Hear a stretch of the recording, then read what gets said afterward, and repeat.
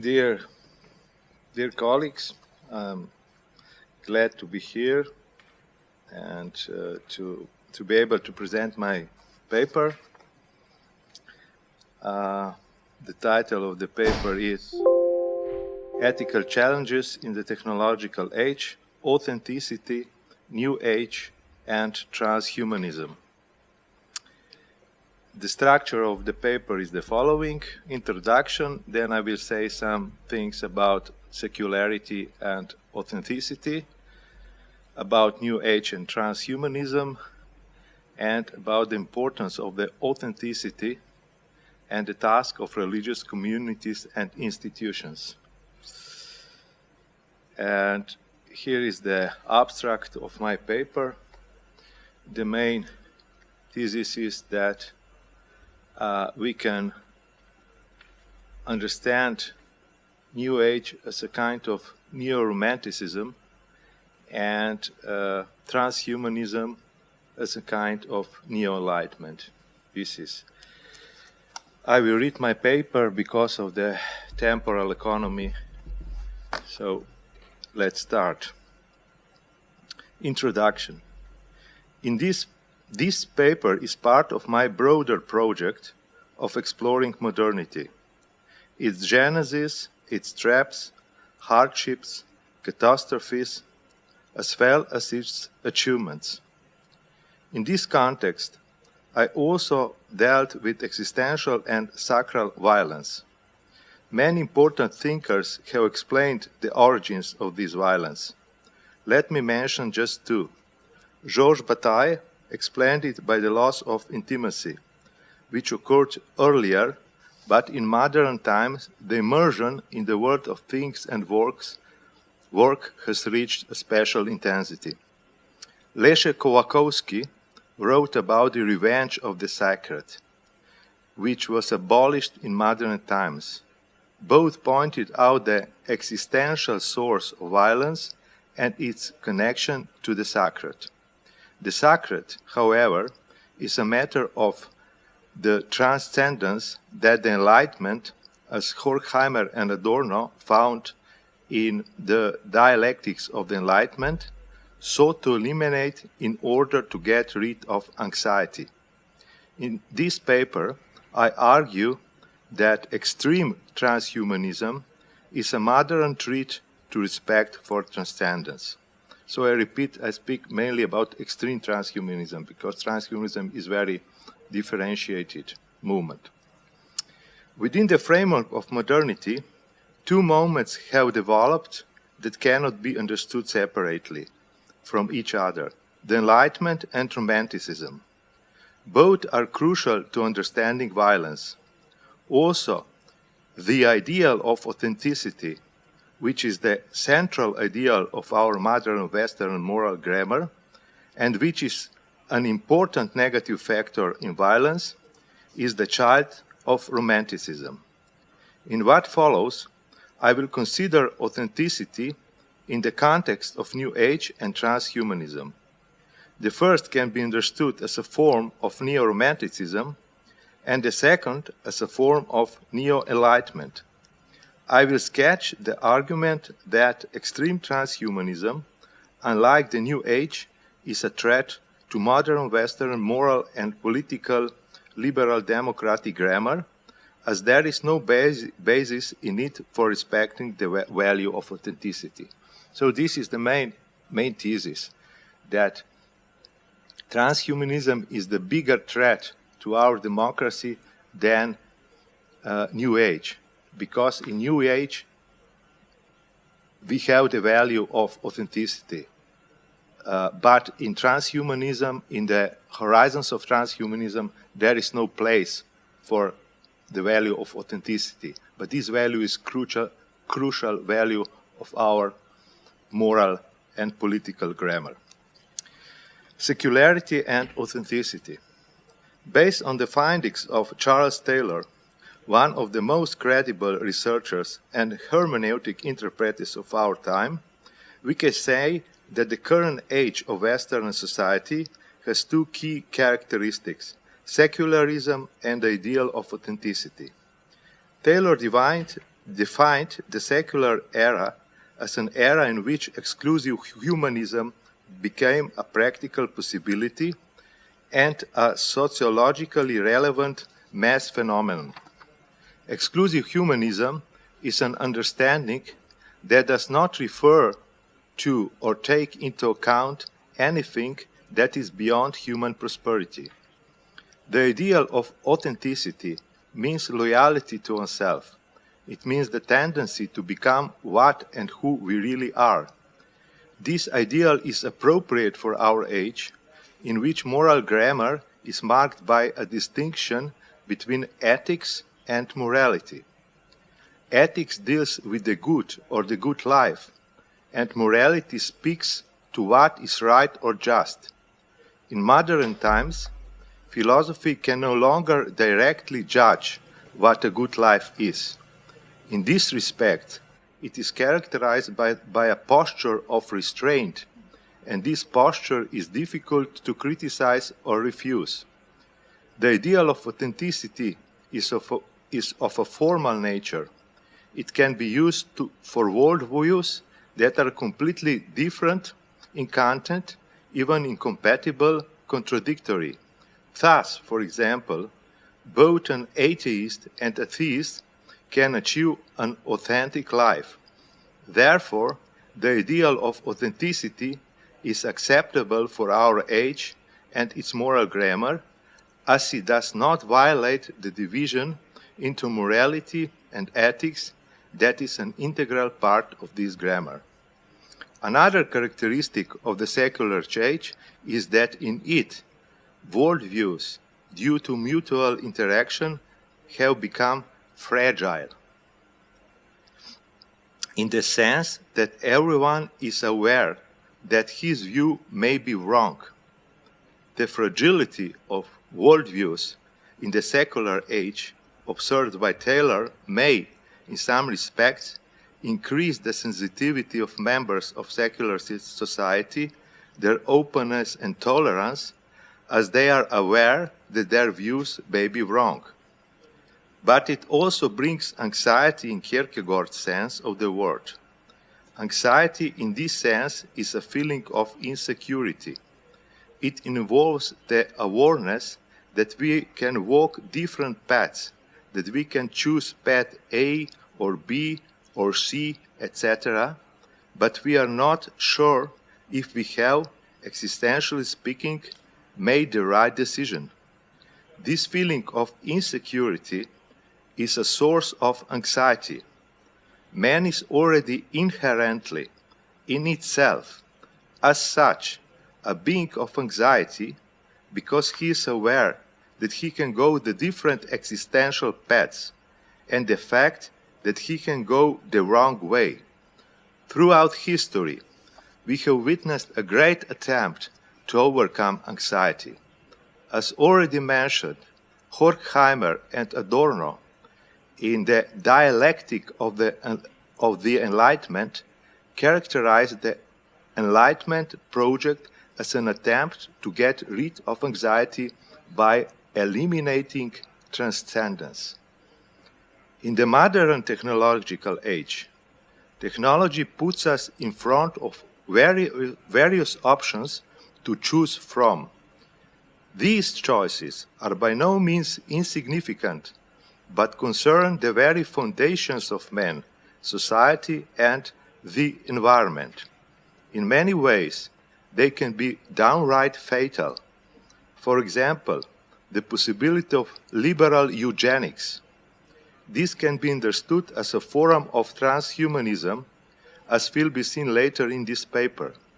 Jürgen Habermas pointed out its incompatibility with modern Western moral grammar. By the term liberal eugenics, I mean prenatal interventions in the embryo genome to enhance a person's abilities, e.g., of terms of mathematical ability at the expense of some other abilities such as athletic.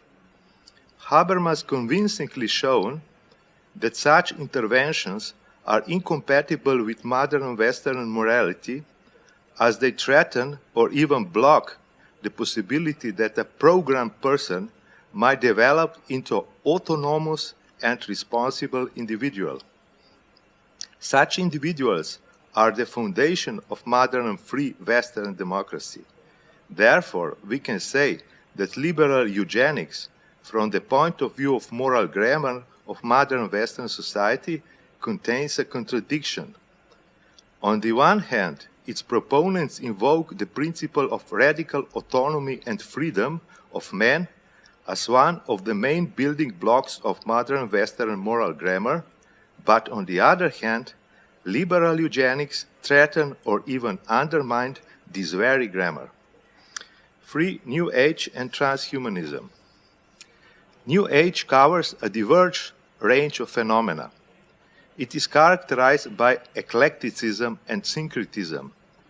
I quote Beckers, "The thinking of the religions of the New Age is eclectic, drawn from various sources, and syncretistic, because it seeks to combine all religious thought and doctrine to the lowest common denominator," unquote.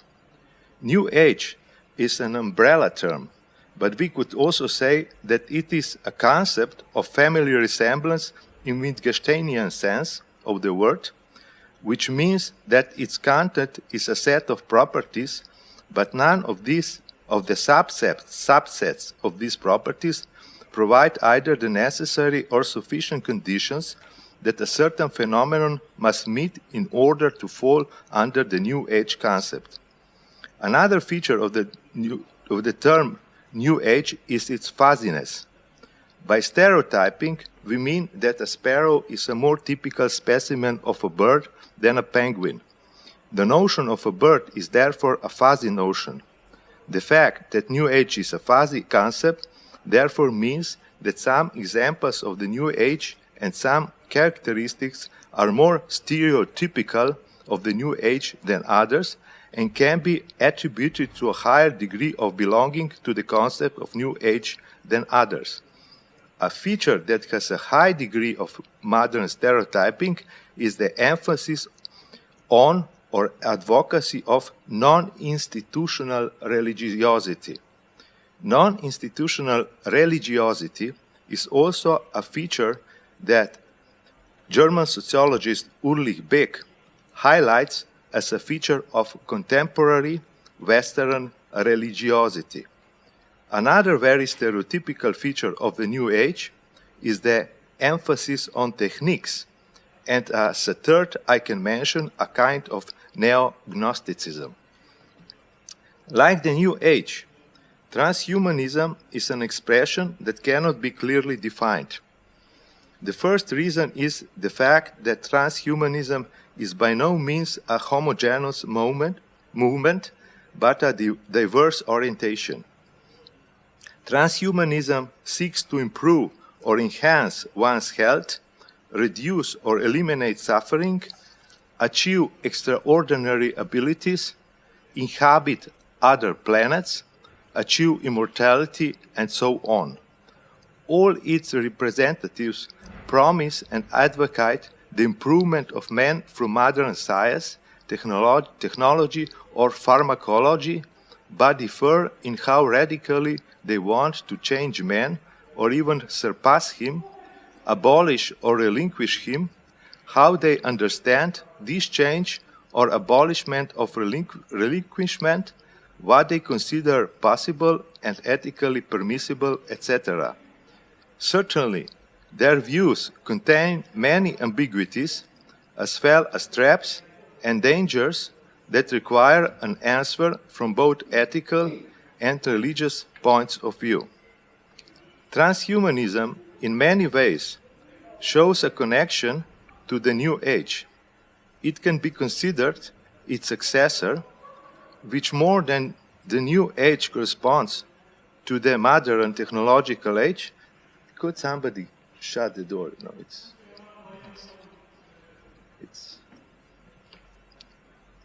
So transhumanism in many ways shows a connection to the New Age.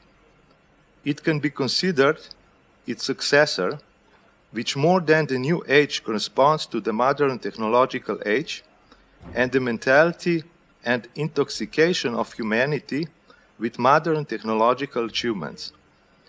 On the one hand, we can observe some romantic elements in the New Age, but on the other hand, we could talk about transhumanism as a kind of neo-enlightenment.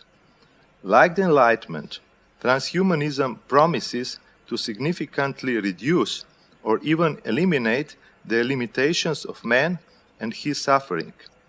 In any case, transhumanism is related to the Enlightenment orientation.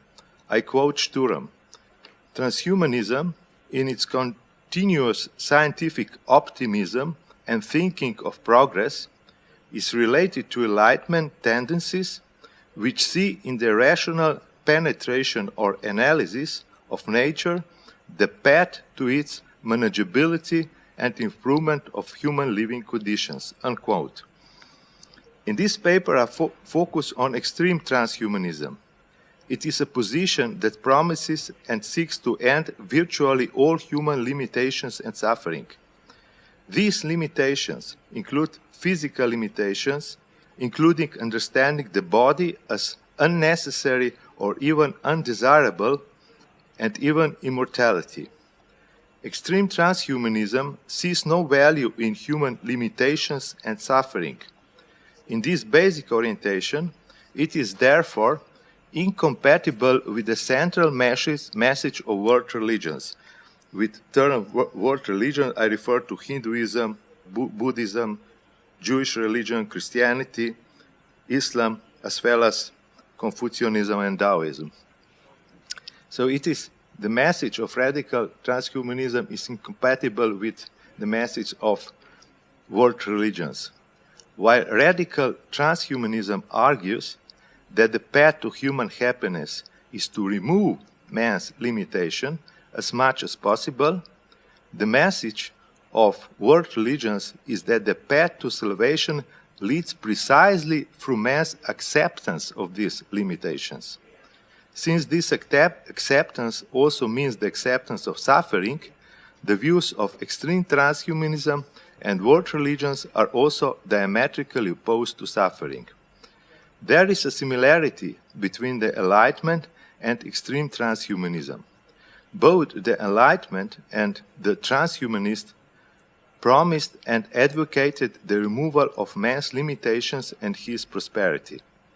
Exaggeration in removing restrictions, however, has had catastrophic effects. The ultimate removal of limitation is the abolition of transcendence, which, however, has proven to be the abolition of respect for humanity. Even extreme transhumanism actually promises and wants to abolish transcendence, which in turn means paving the way for a new catastrophe. Another similarity between the dangerous forms of the Enlightenment and transhumanism is that both forms are a version of exclusive humanism in Taylor's sense. In extreme forms of transhumanism, human prosperity paradoxically means transcending humanity or abolition of it because it is best for human, their greatest prosperity, or even their purpose in accordance with the nature that they tend to transcend. So we have a paradox. It is the best of human to abolish the human. This is the idea. Let us return to exclusive humanism.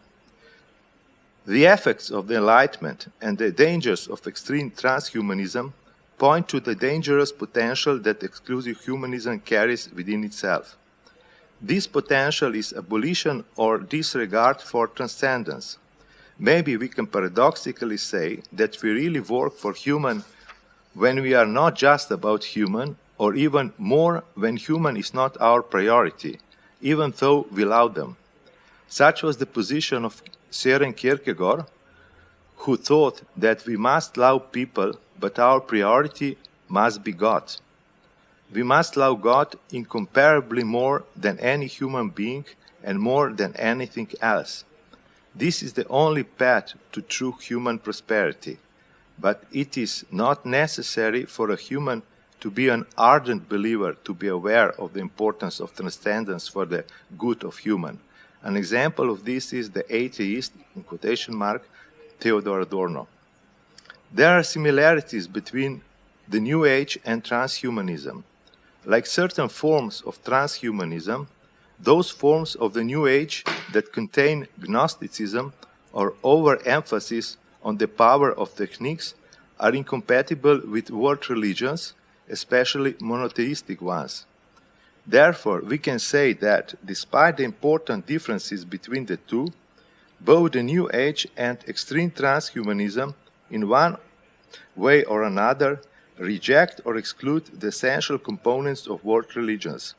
New Age also includes popular ideas about the radical change of human nature, the development of human consciousness, the arrival of new man and a new age, the development of a new higher species, the quantum leap in human progress, and so on. From this point of view, extreme transhumanism sounds almost like a transformed New Age, a new Age, suitable for the mindset and taste of a man of the technological age. A new offer in the same genre, but more scientifically wrapped, more suited to scientific consciousness, just as the New Age was extremely popular and its stronger connection with naturalism helped it to be more attractive to the modern Western than pure Eastern mysticism, from which New Age has otherwise taken much. However, as already mentioned, there are also significant differences between transhumanism and the New Age that are important for the topic of this paper. As already mentioned, the ideal of authenticity is the child of the 18th century Romanticism. Because of their romantic nature, the forms of New Age were able to find space for the ideal of authenticity. Moreover, some even emphasize it. On the contrary, transhumanism cannot give any real weight to the ideal of authenticity. It is superfluous, meaningless, or incomprehensible in its horizons. There is no basis for it. If we compare New Age and transhumanism in terms of the threat to the modern moral grammar of Western society and free democracy, we can say that transhumanism is more dangerous for it than New Age, although transhumanism may put even larger emphasis in the values of liberal democracy, especially their libertarian interpretation. The reason for this greater danger of transhumanism is precisely in the absence of the ideal of authenticity in transhumanism on the one hand and the presence of this in the New Age on the other. The importance of the value of authenticity and the task of religious communities and institutions. The ideal of authenticity is not only an ideal with great political potential, but also religious potential. Indeed, in the case of post-actual or world religions, so actual religions, this is term of Karl Jaspers. He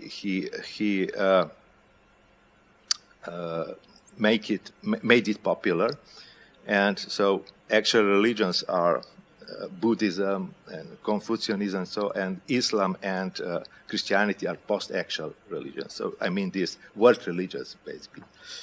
So indeed, in the case of actual, post-actual, or world religions, the authenticity is a condition for true religiosity. And undermining the ideal of authenticity undermines not only modern Western morality, but also genuine religiosity. In this sense, transhumanism is a greater challenge for traditional religious communities than New Age. New Age is incompatible with world religions for several reasons, for example, for the sake of neo-gnosis. In addition, it partly contributed to the spread of misconceptions about the importance of the institutionalization of religion. And we could go on and on. in the directions of transhumanism, as in the New Age, we can recognize the characteristics of Gnosticism. This is true, for example, of those forms of it that belittle the importance of the body. In this regard, this form can be described as techno-Gnosticism. Some forms of transhumanism, like some forms of New Age, are hostile to traditional forms of religiosity. In short, there are not just few similarities between New Age and transhumanism. However, as I have already pointed out, there is a fundamental difference between the New Age and transhumanism, at least its extreme forms. In it, unlike in New Age, there is no place for the value of authenticity. What follows from the above about the task and the mission of religion and religion communities and institutions in the modern world? It is certainly imperative that they are aware of the main features of the modern situation in order to function properly. They must first be aware that a return to a pre-modern state of genuine pre-secular spirituality and religiosity is not possible. Second, they must be aware that secular society is the result of a long historical transformation that began in the 16th century, and that both atheists and theists in the West are products of this same development, and, as Charles Taylor put it, their siblings under the skin. This fraternity can be a basis for dialogue, solidarity, or at least fair cooperation.